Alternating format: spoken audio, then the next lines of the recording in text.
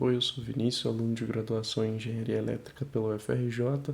Faço iniciação científica com a professora Luciana Salgado, da Matemática, e esse trabalho tem como objetivo o estudo da equação de Van der Pol usando os teoremas de Poincaré-Bendix, que são de estabilidade de Lyapunov, além de ferramentas computacionais para integração numérica e plotagem de gráficos.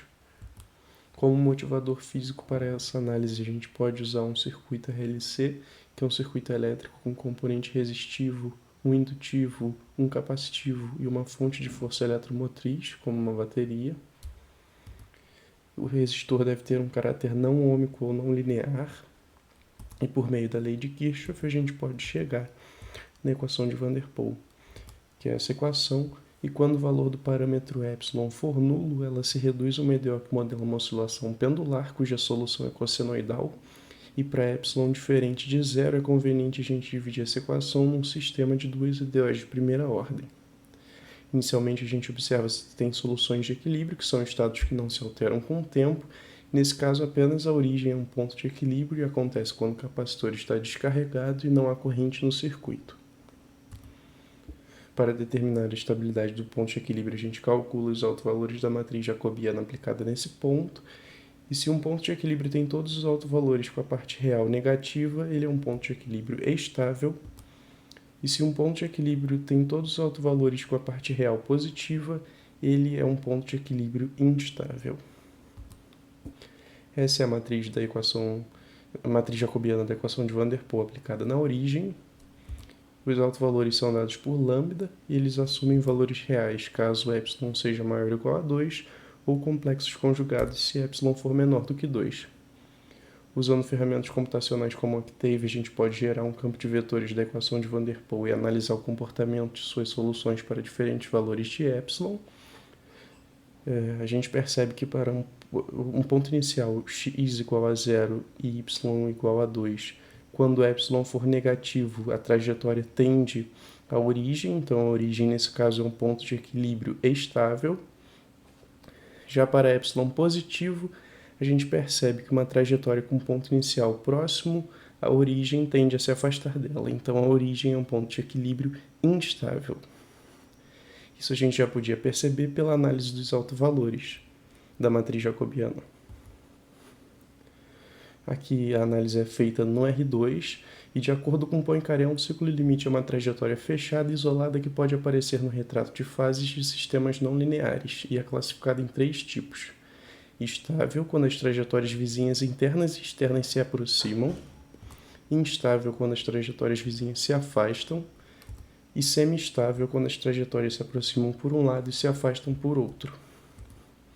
O teorema de Poincaré-Bendix é uma ferramenta usada para analisar qualitativamente as equações diferenciais e descrever os possíveis conjuntos limites das trajetórias, mas antes de enunciá-lo é importante definir o conceito de conjunto ômega limite, que é o conjunto dos pontos de acumulação da trajetória quando o tempo tende a mais infinito, e o conjunto alfa limite é o conjunto dos pontos de acumulação da trajetória quando o tempo tende a menos infinito.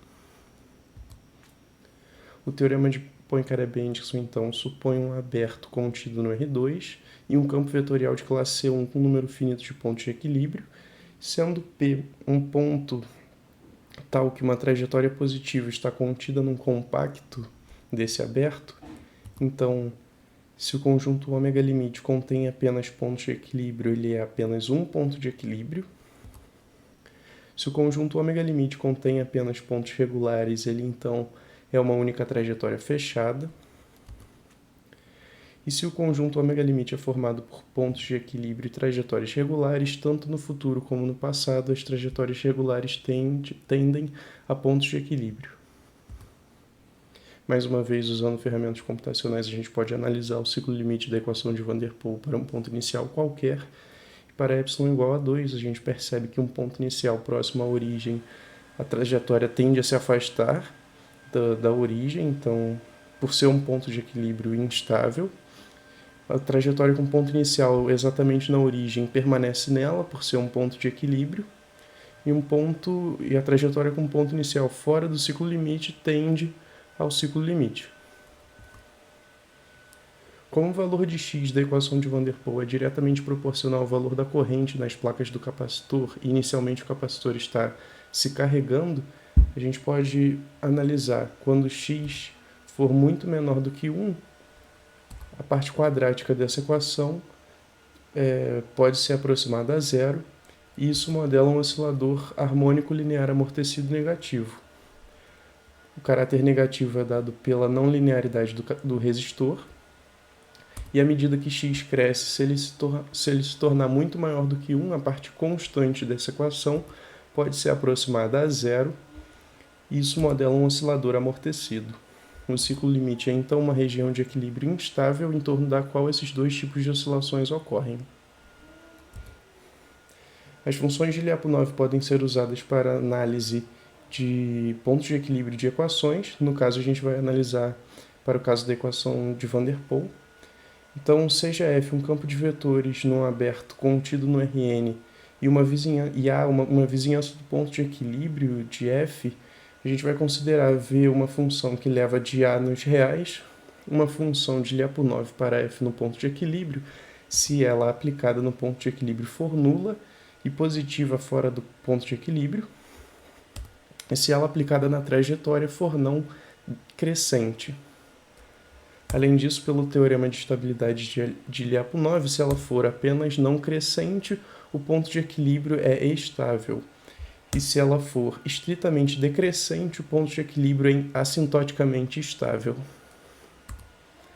Um ponto xs é um ponto de equilíbrio estável se para uma vizinhança desse ponto as trajetórias permanecem próximas a ele, e um ponto xs é um ponto de equilíbrio assintoticamente estável se todas as trajetórias tendem a esse ponto quando o tempo tende a infinito. A gente pode encontrar uma função de Lyapunov por meio dos autovalores da matriz jacobiana da equação de Van der Pol, e a gente define dessa maneira uma função de Lyapunov da equação de Van der Pol quando os autovalores têm a parte real negativa, os autovalores da equação de Van der Pol. Analisando essa equação para os valores das constantes a igual a 1, b igual a 1 e epsilon igual a menos 2, a gente tem que a função de Lyapunov aplicada na origem, que é o ponto de equilíbrio, ela é nula, e fora da origem ela é positiva. Também a gente pode plotar um gráfico com os valores da função de Lyapunov e de sua derivada ao longo do tempo para estudar o seu comportamento. Por esse gráfico a gente percebe que a função de Lyapunov é não crescente, ou seja, o ponto de equilíbrio é estável.